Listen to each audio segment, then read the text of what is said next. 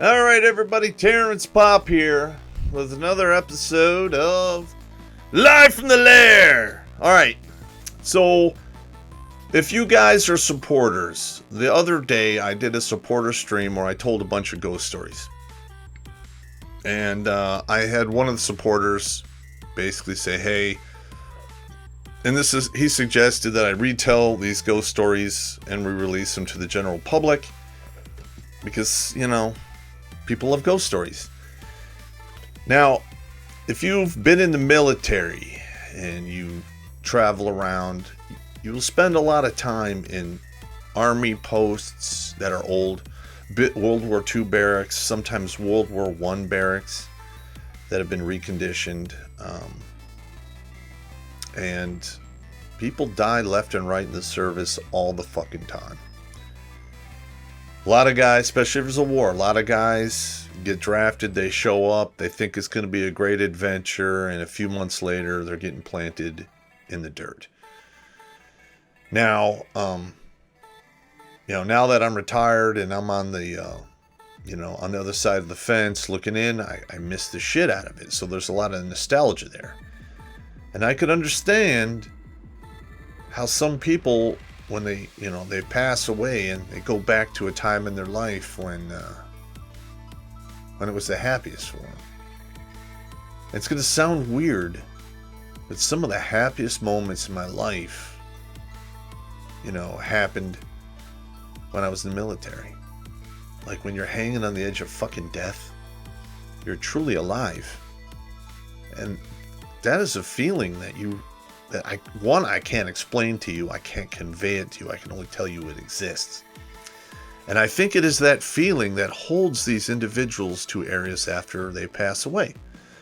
All right, now I'm a firm believer in reincarnation, ghosts, all that crazy stuff, because there's a lot of things out there that I've seen and experienced that I can't fucking explain.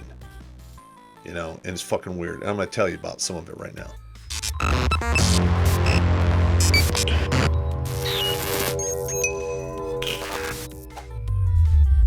In Joe Biden's America, it's never been more dangerous to bet your livelihood on the man. Because he works for Murphy, who works for Whitey, who works for the man, and the man always saves a 10% kickback for the big guy.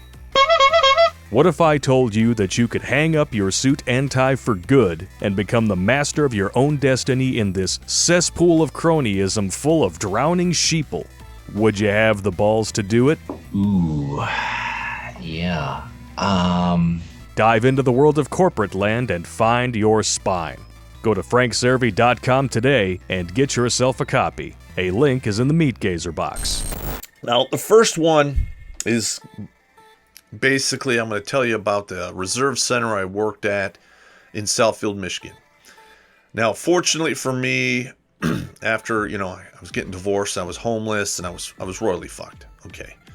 And I had a few buddies of mine pull some strings, let me know that they're going to be standing up a new civil affairs unit in Southfield, Michigan. It was the 414 Civil Affairs, and it was coming out of, you guessed it, Utica, New York. Okay, so they pull some strings. I get put on long tour orders.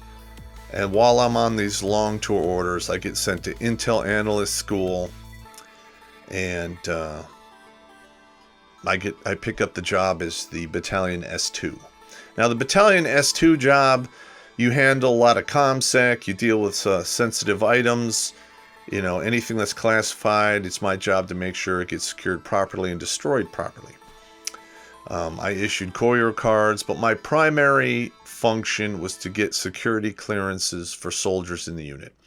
And I was particularly good at it because, I'm old school, and if something's not working on the computer screen, I like to have a phone number and a name of somebody I can call and talk to them about it. And I had like half a dozen names and numbers of individuals who vetted, these, clearance packets that got sent up.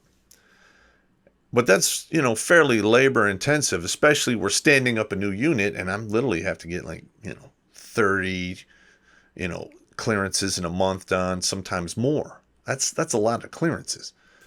So I was there late. And on this particular night, my commander, he had just left. And he was a first lieutenant at the time. Going to get promoted to captain shortly. He leaves, and I'm finishing up. And I'm maybe a half an hour after him. So I'm, I get up and I'm going to stay a little bit more. I'm stretching out my legs because I always made it a habit to get up at least once an hour or every night, at a minimum 90 minutes. But usually every hour I get up and walk around for 10 minutes because it's not healthy for you to sit down all day fucking long. It's just not going to work out.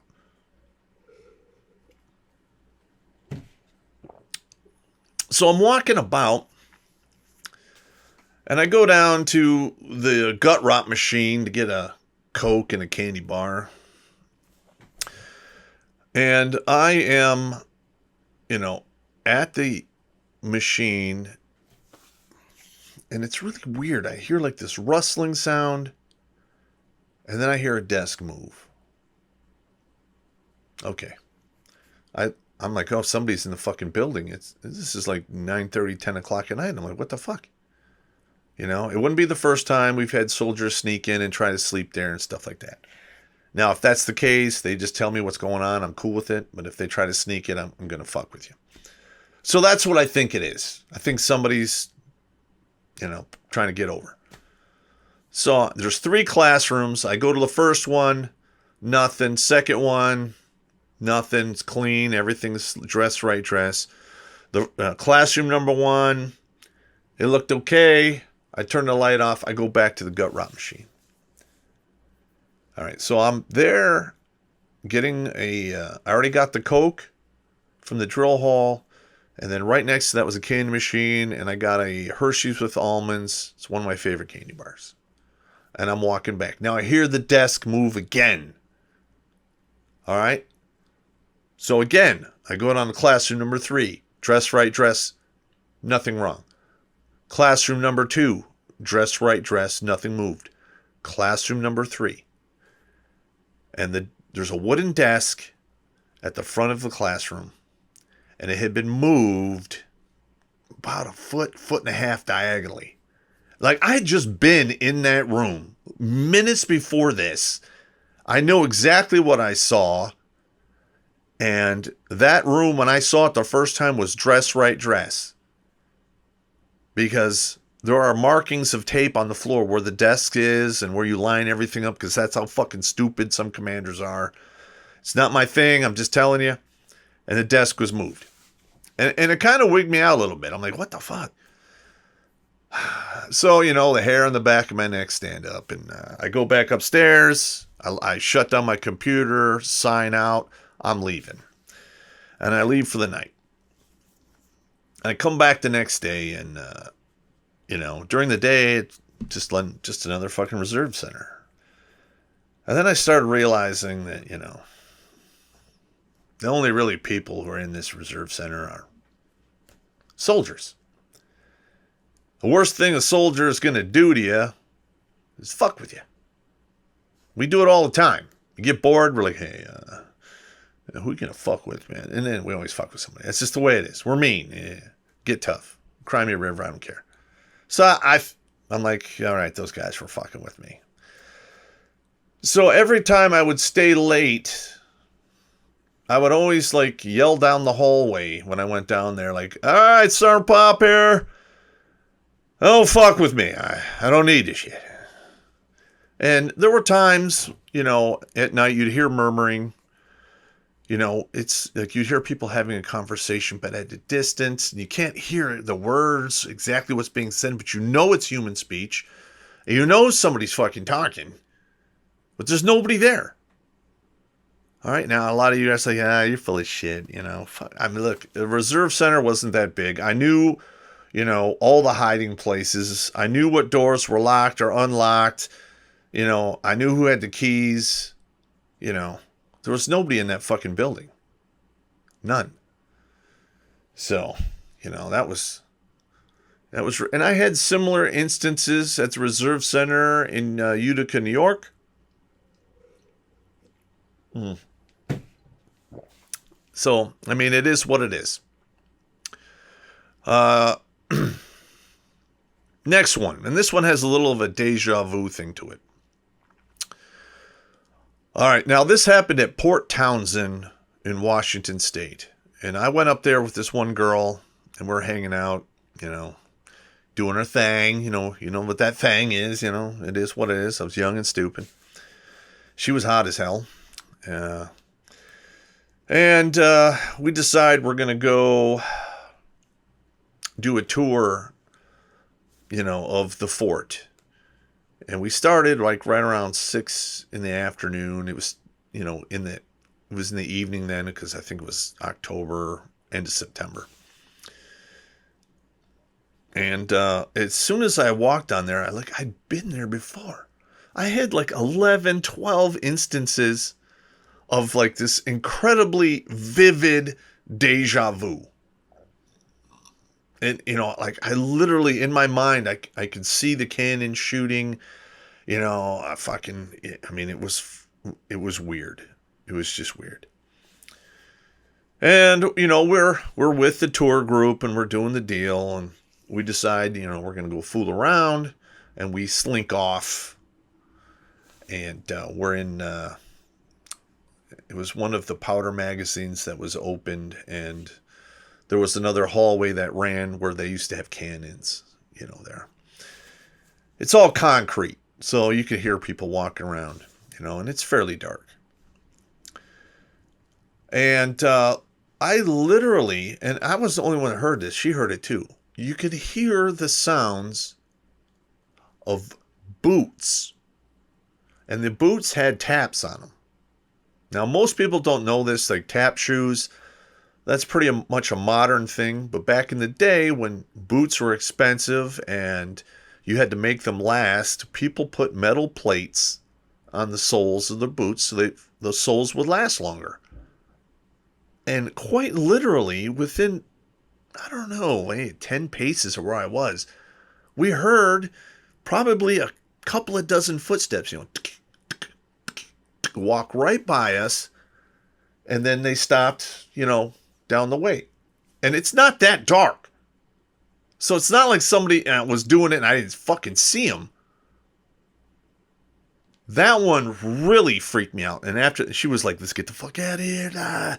And, we went back to the tour group, finished it, left, did our deal. But that one was really crazy. And this next one, happened at Fort Custer, Michigan. Now, for those of you that don't know, Fort Custer was named after General Custer, the guy who got him and his entire unit killed. Yeah, that guy. But it used to be a huge cavalry post. All right, huge. And I think it got federalized and really expanded in like 1917. And back in the day, all of those horses required a lot of oats and grain to feed them.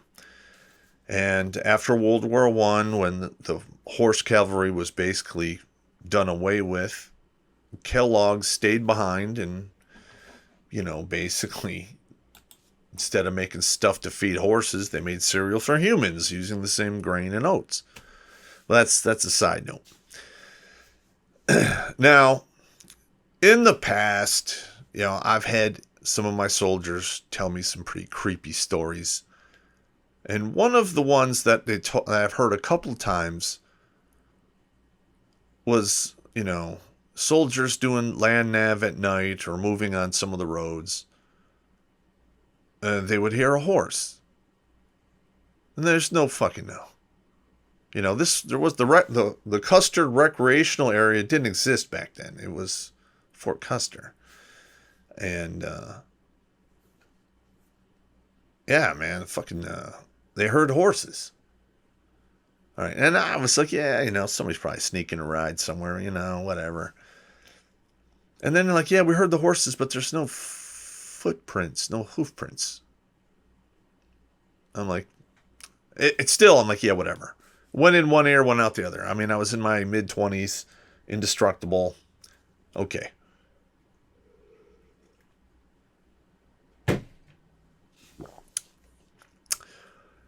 Well, years later, I am running a nightland navigation course at Fort Custer. And, the day land nav, no problem. Everything was good.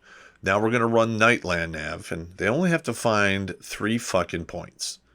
We start at like 8 o'clock, and index is supposed to be 11. But, it is what it is. Now, these points aren't far apart, but I'm telling you, Nightland Nav is just something a lot of soldiers can't do. It just is what it is. So I have a couple soldiers who don't make the rendezvous time, and I'm like, okay. So I walk out onto the main dirt road, and I'm looking down, and I'm seeing if anyone, came out. It's dark now, so I can't really see that far. I start walking, down the way a bit, because normally when it gets dark, if somebody's in the woods, you can hear them. I mean, they're fucking loud as fuck.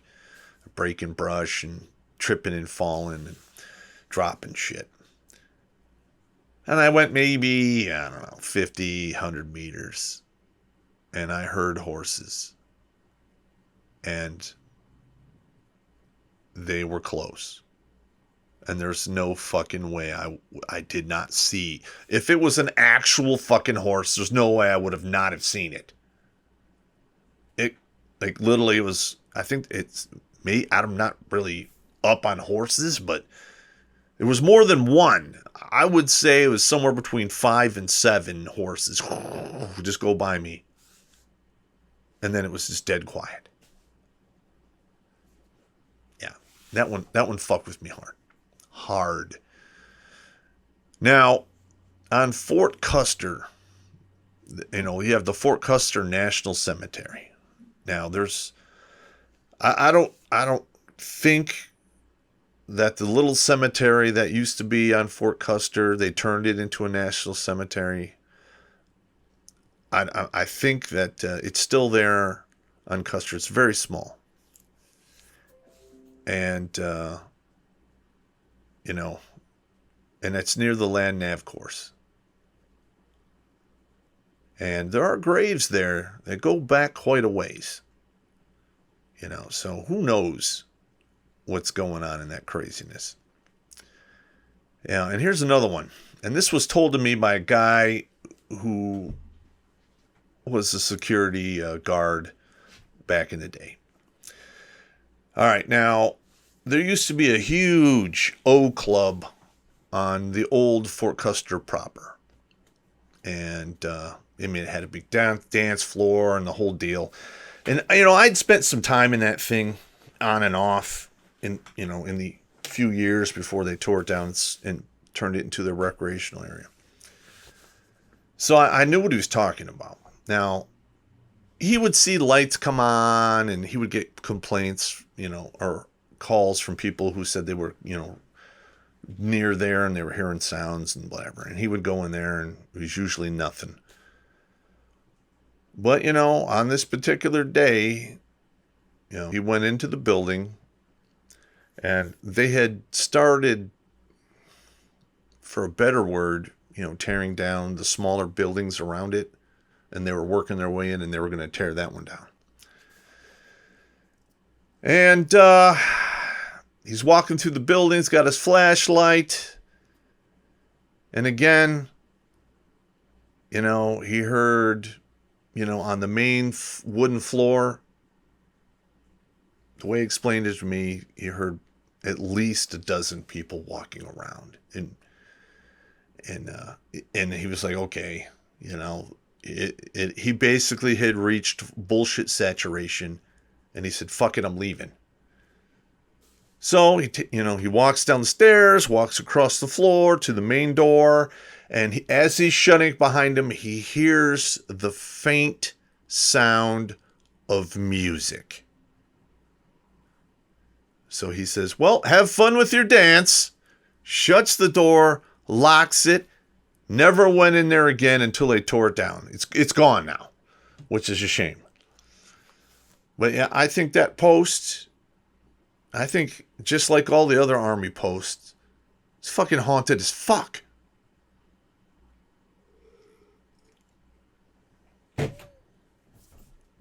Now this next one, I've told this story, a couple years back, and it's at Fort Benning, Georgia. All right, so I am 17 years old. I am in basic training AIT. I am just about to turn 18. And this is like the day before we're going to start BRM, which is basic rifle marksmanship. And I was going to turn 18 during that week we're there. So I'm like maybe 4 or 5 days away from my 18th birthday. And we were coming from another training area. Normally they come and get you in the cattle car or a bus, and they drive you around it. That didn't happen this time. There's no transportation. And then we were like maybe 9 miles away from the range. So we're road marching in, which infantry does. So we road march. So it's around 6 o'clock. We're all sweaty. I've been walking for about an hour and a half, maybe 2 hours. And they direct us off to the left. And it was probably an old gravel parking lot that hadn't been used in a long time because there was grass and stuff there. And they had set up the Mermites for dinner. We go through the line. We get our fucking gut rot, whatever the bullshit is. Eat our dinner. Throw this stuff away. And by this time, it's dark. So immediately, we're doing night watch. Everyone gets in their fart sacks. Apparently, my watch is 11 o'clock. It's like 8:30, 8:15. So I go to bed. I go to sleep. I get kicked in the middle of the night. Hey, it's your watch, blah, blah, blah. I'm like, okay. Now, I'm not like a lot of other individuals who stay in their sleeping bag because I didn't want to risk falling asleep and then getting the shit smoked out of me in the morning. So I usually get out of the bag, stand up, and walk around. It's the least you can do. And I heard the clanking of metal. The murmuring of voices. All right. Now, my platoon is literally, I can see everyone sleeping. Right. I know where everyone is. All right. And I'm hearing this sound from the woods to my right. And it's really freaking me out. I mean, the hair on the back of my neck is standing up. I'm getting goose pimples. And the thing that really fucked with me, plain as day, I heard a horse.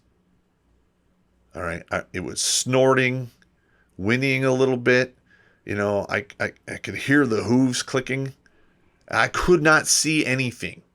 And it was dark, but it wasn't that dark.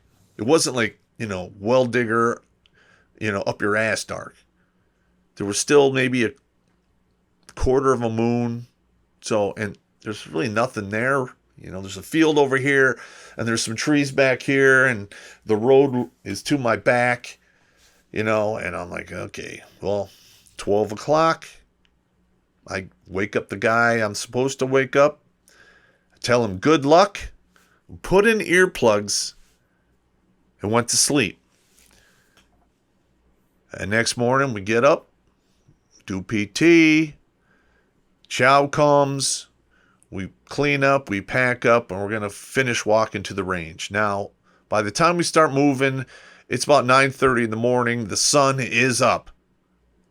And through the trees, you can see an old cemetery. Yeah. That was fucked up. All